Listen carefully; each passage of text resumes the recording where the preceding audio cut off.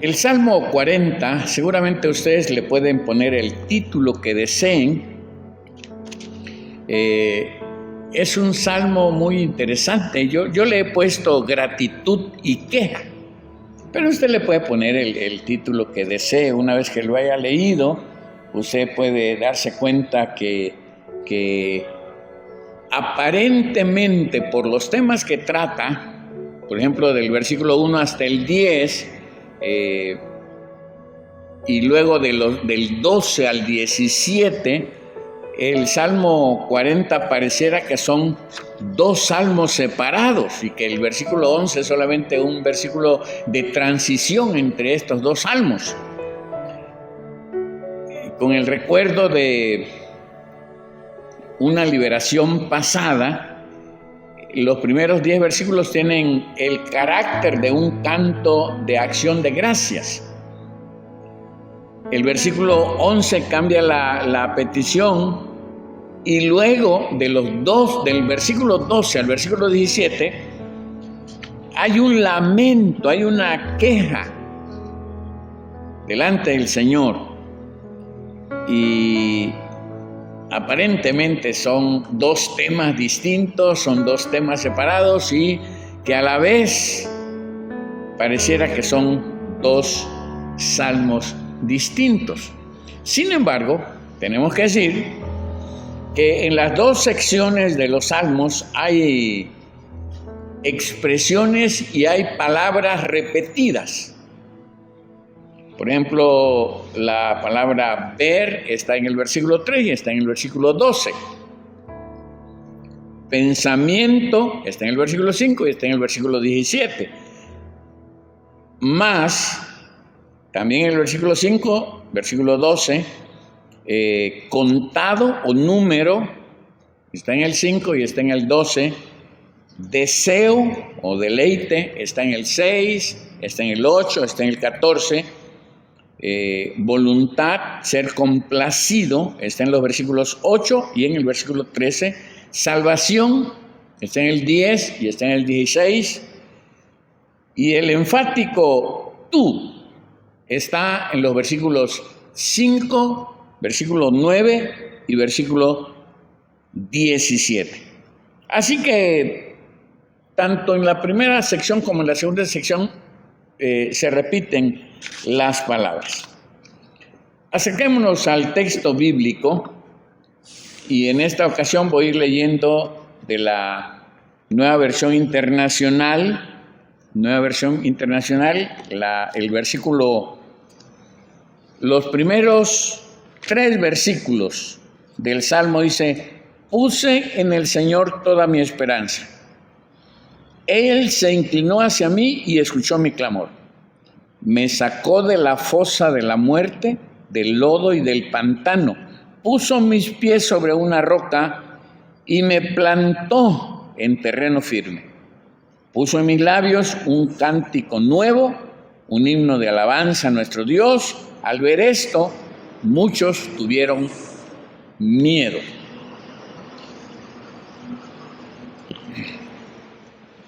En el versículo 1, el salmista afirma enfáticamente que él ha hecho lo que en varios salmos exhorta y aconseja: haber esperado en Dios. Él dice, de acuerdo a la Nueva Versión Internacional, él dice: en el Señor puse toda mi esperanza. Y en la Reina Valera 60 dice: pacientemente esperé a Jehová, había esperado en Dios. Y la espera no ha sido en vano.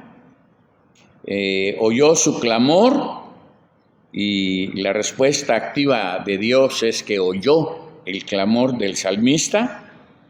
Luego habla de que cayó en el pozo de la desesperación, y algunas veces esta palabra pozo de la desesperación lo relacionan, algunos eruditos bíblicos lo relacionan con Sheol o Seol, que es el reino de los muertos.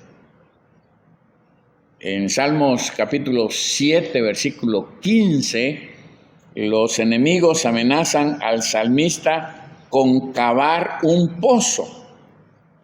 De igual manera encontramos nosotros en la palabra de Dios que el pozo donde los hermanos de José lo arrojaron para que fuera comido por los animales, y la cisterna donde los enemigos de Jeremías lo dejaron para que muriera de hambre. Está hablando de el pozo que está, de acuerdo al salmista, no solamente es un pozo profundo, es un pozo de la desesperación, pero también está lleno de lodo cenagoso. Lodo cenagoso.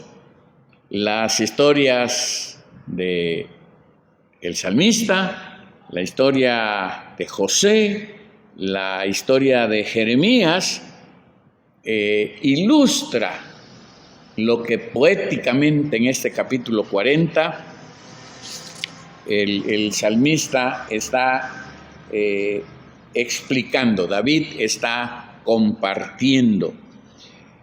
En cualquier caso, cualquiera que sea lo que haya derribado al salmista, la enseñanza aquí es que Dios lo levantaría. Y no solamente lo iba a levantar, le iba a establecer un sólido fundamento para la vida. Note usted que él dice, puso mis pies sobre peña, enderezó mis pasos, puso luego en mi boca cántico nuevo, alabanza a nuestro Dios. Aquí la indicación es que Dios es la fuente de la vida. No solamente lo saca del pozo de la desesperación, lo establece en un lugar sólido, lo pone sobre la roca, endereza sus pasos y concluye que pone un cántico nuevo, alabanza a nuestro Dios. Y el canto se asocia con la soberanía de Dios. Dios ha hecho todo esto en favor del salmista David, y ahora él puede cantar esa alabanza, y el resultado es que muchos de los que escuchen el cántico de liberación del salmista van a temer a Jehová, lo cual podría ser sinónimo de confiar, van a confiar en Dios. Voy a leer en la Reina Valera 60 los versículos 4 y 5. Bienaventurado el hombre que puso en Jehová su confianza y no mira a los soberbios ni a los que se desvían tras la mentira.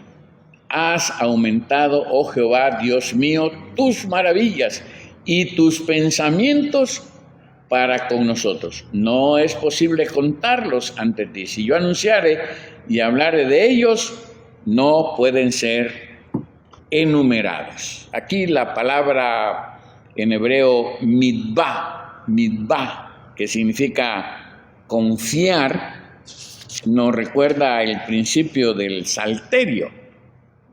Habla de que las personas felices son aquellas que están abiertas a la instrucción de Dios y quienes ponen su refugio en Dios. La felicidad se deriva de la dependencia en el Señor, no en los humanos poderosos ni en otros dioses. Y para la afirmación del versículo 4, el salmista en el versículo 5 estalla en alabanza dirigida a Dios. Él ahora habla de: has aumentado, oh Jehová Dios mío, tus maravillas y tus pensamientos para con nosotros. No es posible contarlos ante ti. Si yo anunciara y hablara de ellos, no pueden ser enumerados. La iniciativa es de Dios en términos de su actividad y la voluntad de Dios. Y el efecto es que en la actividad del Señor, en el carácter de Dios, los problemas del salmista, aunque son explicados o son descritos como incalculables, son muchos sus problemas. De todos modos, Dios es suficiente para ayudarlo a superar esos problemas. Por eso el versículo 5 dice: has aumentado, oh Jehová Dios mío, tus maravillas y tus pensamientos para con nosotros. No es posible contarlos ante ti.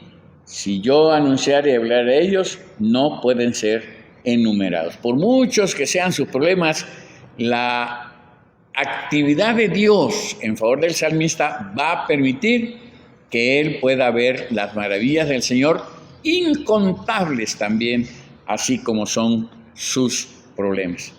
Versículos 6 al 8, y voy a leer en la Nueva Versión Internacional. A ti no te complacen sacrificios ni ofrendas, pero me has hecho obediente. Tú no has pedido holocaustos ni sacrificios por el pecado. Por eso dije: aquí me tienes, como el libro dice de mí. Me agrada, Dios mío, hacer tu voluntad. Tu ley la llevo dentro de mí. Tu ley la llevo dentro de mí. Estos versículos manejan el asunto de la respuesta del salmista a la actividad de Dios. Dios ha tomado su situación y de una manera maravillosa y en forma incontable ha mostrado sus maravillas, y aquí se une lo que Dios desea para el salmista y lo que el salmista desea para él. Por eso el versículo 8 en la Reina Valera 60 va a decir lo siguiente: el hacer tu voluntad, Dios mío, me ha agradado, y tu ley está en medio de mi corazón. Bueno, es el deseo del salmista es cumplir la voluntad del Señor, ser obediente y de esta manera mantenerse fiel a Él. De una manera extraordinaria maneja aquí un concepto que en el Nuevo Testamento va a ser retomado, porque habla de que la forma que a Dios le agrada los sacrificios deben ser cantos de acción de gracias. Y luego menciona que no necesariamente espera sacrificios de ofrendas, cosas que cueste darle a Dios, cuando realmente la voluntad del Señor es que el salmista sea obediente a Él, obediente a Él. La afirmación de que el salmista puede oír es más importante que traer ofrenda. Y lo que el salmista puede oír y estar abierto es a la voluntad de Dios, a la instrucción de Dios. Y el salmista presenta como ofrenda su propio ser. Él se presenta de una manera personal, abierto a la instrucción de Dios y comprometido a vivir en dependencia al Señor solamente.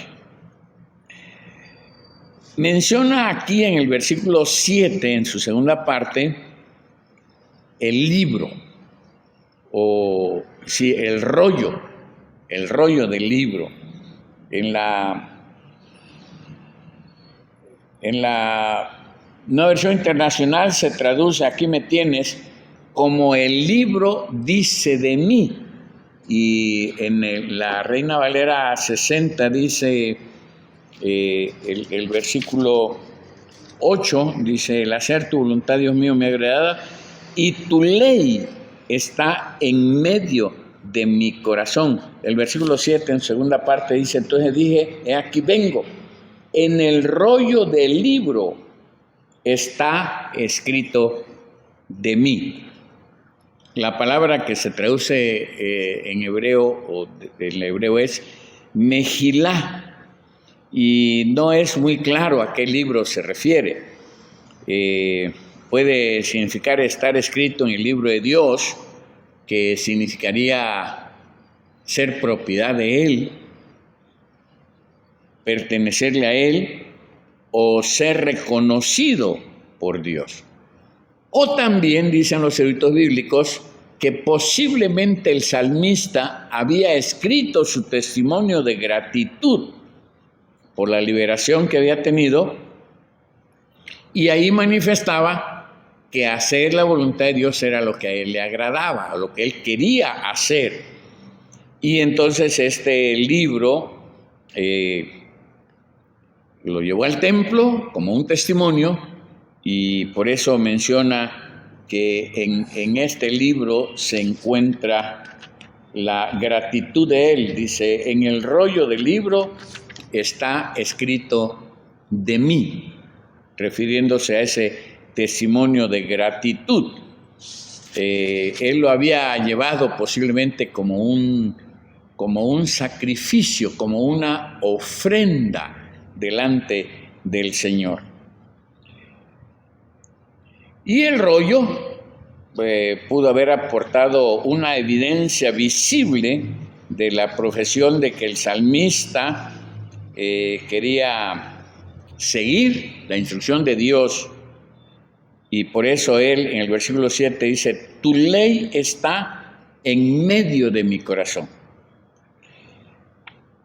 Cuando leemos esta expresión, tu ley está en medio de mi corazón, podemos recordar lo que Dios inspira a Jeremías en el capítulo 31, los versículos del 31 al 34, cuando escribe él diciendo, he aquí que vienen días, dice Jehová, en los cuales haré nuevo pacto con la casa de Israel y con la casa de Judá, no como el pacto que hice con sus padres el día que tomé su mano para sacarlos de la tierra de Egipto, porque ellos invalidaron mi pacto, aunque yo fui un marido para ellos, dice Jehová.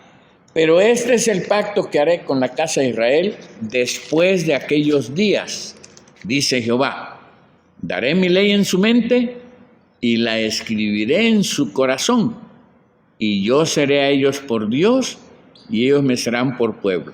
Y no enseñará más ninguno a su prójimo ni ninguno a su hermano, diciendo, conoce a Jehová, porque todos me conocerán, desde el más pequeño de ellos hasta el más grande, dice Jehová, porque perdonaré la maldad de ellos y no me acordaré más de su pecado.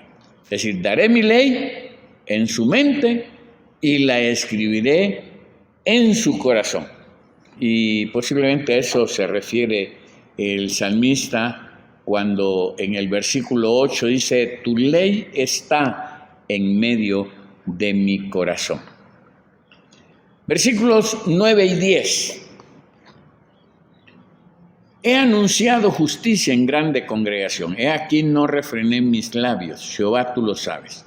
No encubrí tu justicia dentro de mi corazón. He publicado tu fidelidad y tu salvación. No oculté tu misericordia y tu verdad en grande asamblea. En la Nueva Versión Internacional dice, no escondo, en medio de la gran asamblea he dado a conocer tu justicia. En medio de la gran asamblea he dado a conocer tu justicia. Tú bien sabes, Señor, que no he sellado mis labios. No escondo tu justicia en mi corazón, sino que proclamo tu fidelidad y tu salvación. No oculto en la gran asamblea tu gran amor y tu verdad. Bueno, si el rollo que menciona él en versículo 7 constituía un testimonio, realmente no era el único testimonio de parte del salmista. Él habla aquí en los versículos 9 y 10 de un testimonio público, un testificar continuamente acerca de la justicia de Dios. Y aquí se usa en el hebreo el término bashar, que significaría anunciar justicia en grande congregación. Esta bashar en el hebreo, bashar sería equivalente en el Nuevo Testamento al término querigma, que significa la predicación de las buenas nuevas, la proclamación, el mensaje de las buenas noticias de salvación. Aquí se proclama las buenas noticias de perdón. También aparece el término bashar o anunciar justicia en grande congregación en el versículo 96, en el capítulo 96 de Salmos, versículo 2, donde el contar la salvación de Dios se ve acompañada por un nuevo cántico y conduce a la proclamación del reino de Dios. Así que, en resumen, el salmista proclama el reino de Dios, el cual aquí en todas partes se caracteriza por la justicia. Alguien describiría justicia, como se refiere en el Antiguo Testamento, como el Dios que arregla todas las cosas. Y el testimonio es un testimonio de experiencias en el pasado, por ejemplo en el Éxodo, todo lo que Dios hizo en favor de su pueblo, pero también describe la esencia del carácter de Dios. Él sigue siendo fiel, habla de la fidelidad de Dios y el propósito de Dios para la humanidad, que es la salvación. Versículos 11 y 12. En la Nueva Versión Internacional dice: muchos males me han rodeado, tantos son que no puedo contarlos. Estoy leyendo en el capítulo 40, perdón, me equivoqué. Estoy leyendo el 41. El 40 dice Jehová: no detengas de mí tus misericordias, tu misericordia y tu verdad me guarden siempre, porque me han rodeado males sin número, me han alcanzado mis maldades y no puedo levantar la vista. Se han aumentado más que los cabellos de mi cabeza y mi corazón me falla. Este versículo 11, Jehová, no retengas de mí tus misericordias, tu misericordia y tu verdad me guarden siempre, podía ser la petición del salmista o una afirmación del salmista. El verbo retener o detener en hebreo sería kalá, es la misma palabra hebrea para retuvo. El salmista no ha retenido el testimonio de Dios y ahora se afirma que Dios no retuvo su misericordia para con él.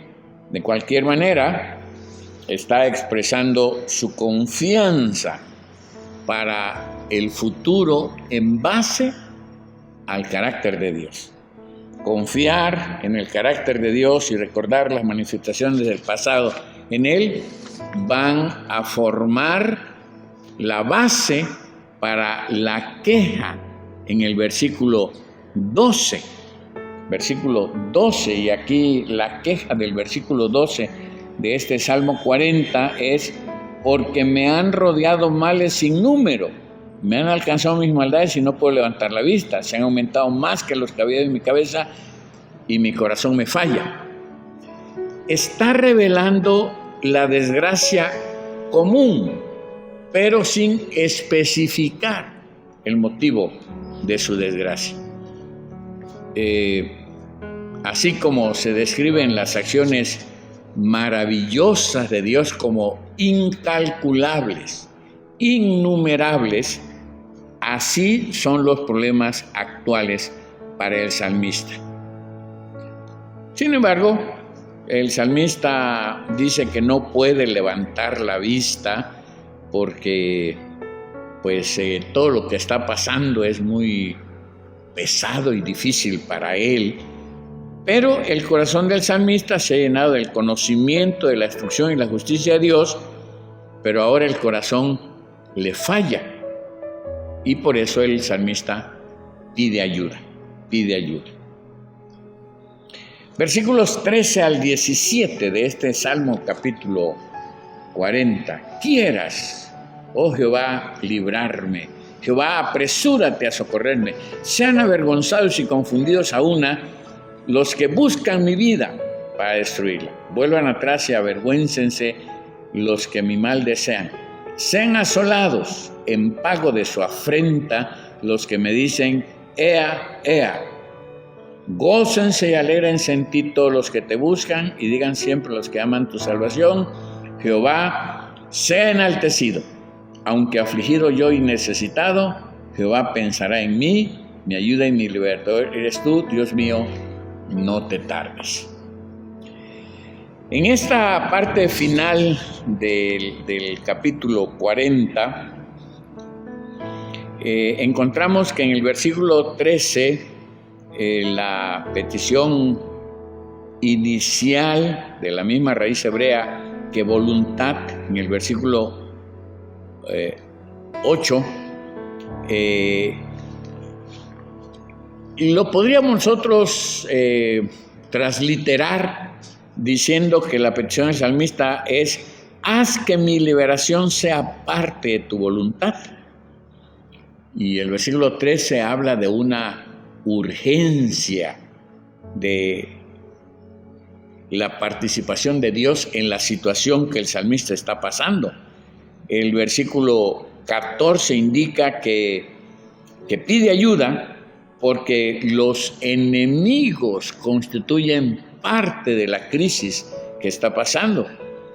Y el deseo del salmista se enfoca en la voluntad de Dios, mientras que el deseo de los enemigos implica daño a los demás y daño, por supuesto, al salmista también. Los enemigos y los fieles son contrastados por lo que ellos buscan y por lo que ellos dicen. De nuevo, los enemigos buscan la vida del salmista y sus discursos son burlas para ellos. Los fieles buscan a Dios y declaran la grandeza de Dios. Ellos reconocen el gobierno de Dios. Y también el salmista termina por alinearse con Dios. La vista del pobre y del necesitado motiva a Dios a la acción de ayuda en favor del ser humano. La petición inicial, que empieza en el versículo 8 y habla sobre la voluntad del salmista, en las palabras de este versículo 13 que hablan de la urgencia de la situación, diríamos que podemos traducirla como: haz que mi liberación sea parte de tu voluntad. El versículo 14 indica, como es el caso a menudo en las oraciones para pedir ayuda, los enemigos constituyen una parte de la crisis que el salmista está pasando. Aparece en el capítulo 14 la tercera aparición de deseo, en tanto que el deseo del salmista se enfoca en la voluntad de Dios, el deseo de los enemigos implica daño a los demás. De manera similar, los enemigos y los fieles se ven contrastados por lo que ellos buscan y por lo que ellos dicen. Los enemigos buscan la vida del salmista y sus discursos son burla. Los fieles buscan a Dios y declaran la grandeza de Dios, reconocen el gobierno de Dios. También el salmista termina por alinearse con Dios. La vista del pobre y el necesitado motiva a Dios a la acción. Y el versículo 17 en su última parte indica confianza en Dios. Y claro, menciona la urgencia de la situación presente y especialmente a la luz de las palabras iniciales del salmista, podríamos nosotros transliterar esta última parte diciendo: la espera paciente no siempre es posible. El salmista se desespera porque la respuesta de Dios no llega. Unas 4 enseñanzas para concluir nuestro estudio de hoy. El movimiento de alguna manera inusual del Salmo 40, que va desde la acción de gracias hasta la queja y la urgencia de la petición, es muy significativa, pero también es muy instructiva. Nos indica que ya sea de manera individual o corporativa, siempre estaremos pidiendo a Dios por alguna necesidad y reconociendo que ninguna respuesta de parte de Dios es definitiva, que más adelante podrá haber otra necesidad y mientras estemos en esta vida vamos a seguir pidiendo a Dios según nuestras necesidades y recibiendo la respuesta de Dios en favor de nosotros. En segundo lugar, podemos testificar de las experiencias de liberación, del poder para dar vida de Dios en nuestras vidas y en nuestras iglesias. Pero en cada liberación viene una nueva amenaza, a veces impuesta por nuestras propias deficiencias o por causas externas. El relato de Israel manifiesta esto, y la historia cristiana o nuestras propias vidas notamos que no es diferente. Estamos continuamente en necesidad. La espera paciente en el Señor es un estilo de vida para el pueblo de Dios. Siempre estaremos esperando en el Señor. El salmista, en tercer lugar, cumple la exhortación de Pablo en Romanos 12, versículos 1 y 2. La ofrenda, la mejor ofrenda que podemos traer a Dios es el sacrificio vivo, es decir, comprometer nuestra vida a la voluntad de Dios, entregar nuestra vida como una ofrenda agradable a Él, en medio de los sufrimientos de este siglo presente, pero viviendo siempre en esperanza que el Señor nos concede. Tanto en la adversidad como en la seguridad, el salmista manifiesta y prueba que es fiel a Dios, entregándose como un sacrificio vivo. Finalmente, el Salmo 40, versículos 6 al 8, es una porción que cita el escritor a los Hebreos en el capítulo 10, versículos 5 al 7. Solamente que en este caso las palabras son atribuidas a Jesús y son interpretadas por el autor para apoyar la abolición del sistema sacrificial del Antiguo Testamento a la luz de la ofrenda de sí mismo de una vez para siempre de parte de nuestro Señor Jesucristo, del Señor Jesús. Es significativo que el autor de la carta a los Hebreos estaba viendo al salmista como un tipo de Jesús, un tipo de Cristo. Como en el Salmo 40, el servicio apropiado es la ofrenda de una persona obediente.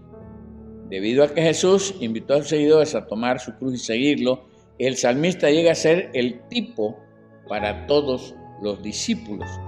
El Salmo 40 y el Evangelio nos llaman a estar abiertos a la instrucción de Dios y a deleitarnos en hacer su voluntad. Más que ofrendas, el Señor quiere obediencia de parte nuestra a el Señor, de parte nuestra a su voluntad. Oremos para agradecer a Dios sus bondades, su misericordia, su gracia, y pidamos al Señor que nos ayude para que podamos darle al Señor la ofrenda de nuestra obediencia, y no solamente la ofrenda económica o la ofrenda en especie que podamos dar para su obra. Señor, te damos gracias por darnos la oportunidad de contribuir para tu obra, y queremos rogarte que con tu bendición los diezmos, las ofrendas, las primicias que tu pueblo esté dando para tu obra puedan ser suficientes. Oramos para que tu gracia, tu amor, tu misericordia, tu bondad, tu poder se manifiesten en cada hogar, en cada familia, y que podamos disfrutar plenamente, Señor, de tu bendición y de tu ayuda. Nos encomendamos a tu gracia bendita y pedimos tu bendición para los diezmos, ofrendas y primicias que tu pueblo entrega para tu obra. En el nombre de Cristo Jesús, la ofrenda perfecta, oramos. Amén. Amén. Que el Señor le bendiga, amado hermano, amada hermana, que el Señor esté con ustedes, que disfruten esta nueva semana que iniciamos hoy y que puedan sentir la presencia del Señor siempre con ustedes. Terminemos cantando y recordando la bondad de Dios cuando podemos decir, bueno es Dios. Bendiciones. Hasta pronto.